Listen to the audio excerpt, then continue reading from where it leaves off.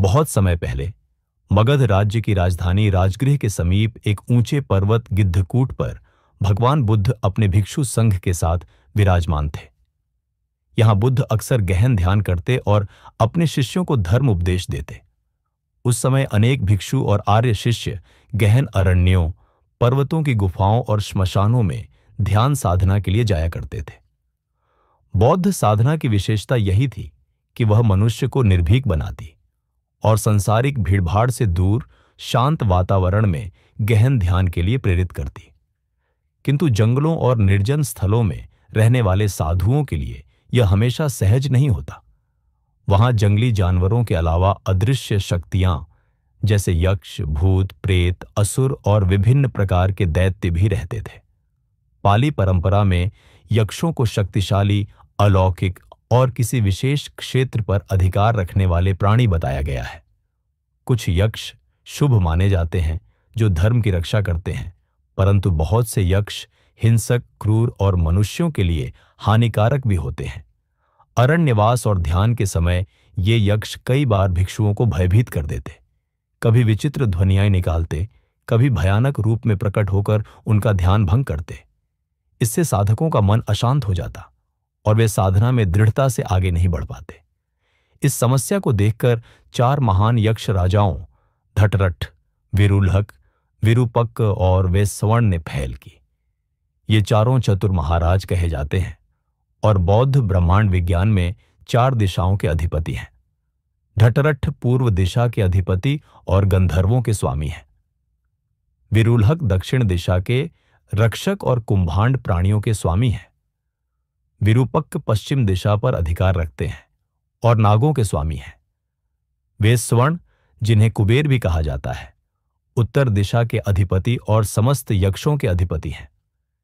इन चारों का दायित्व है कि वे धरती और उसके जीवों की रक्षा करें तथा धर्म का समर्थन करें। एक दिन ये चारों यक्ष राजा भगवान बुद्ध के पास आए और निवेदन किया, भगवान, आपके शिष्य जब अरण्य और पर्वतों में ध्यान करते हैं तब यक्ष और प्रेत उन्हें परेशान करते हैं। वे भयभीत हो जाते हैं और उनके ध्यान की शांति भंग होती है। हमारी इच्छा है कि हम एक परित गाथा प्रस्तुत करें जिससे आपके शिष्य सुरक्षित रहें। यदि वे इस गाथा का पाठ करेंगे या इसे स्मरण करेंगे तो कोई यक्ष, प्रेत या अदृश्य शक्ति उन्हें हानि नहीं पहुंचा पाएगी। बुद्ध ने उनकी करुणा और धर्म समर्थन देखकर प्रसन्नता प्रकट की और उस गाथा को स्वीकार किया। यही गाथा आगे चलकर अटानाट्य सुत्त के नाम से प्रसिद्ध हुई।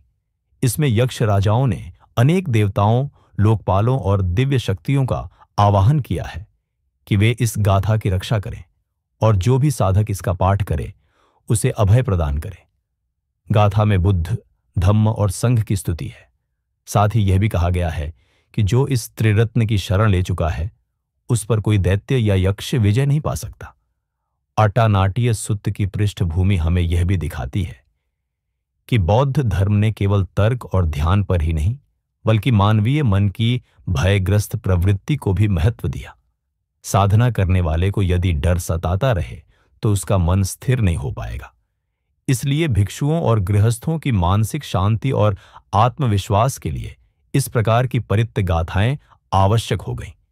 बौद्ध परंपरा में इसे एक रक्षण सुत्त माना जाता है। यह रतन सुत्त, कर्णिया मेत्ता सुत्त और मंगल सुत्त की तरह परित्त चैटिंग का अंग है। आज भी श्रीलंका, थाईलैंड, म्यांमार और अन्य बौद्ध देशों में इसका पाठ रात्रि आराधना या विशेष अवसरों पर किया जाता है। जब कोई व्यक्ति भूत, प्रेत या अदृश्य शक्तियों के भय से ग्रस्त होता है तब भिक्षु इसे गाकर उसे मानसिक और आध्यात्मिक बल प्रदान करते हैं।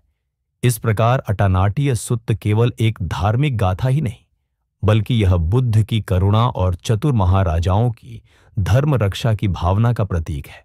यह हमें बताता है कि बुद्धकालीन समाज में अदृश्य भय कितना वास्तविक था और उस भय को दूर करने के लिए बुद्ध और उनके अनुयायियों ने कितनी सूक्ष्म और व्यावहारिक विधियां अपनाई।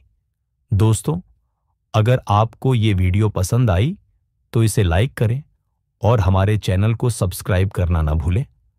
धन्यवाद। नमो बुद्धाय।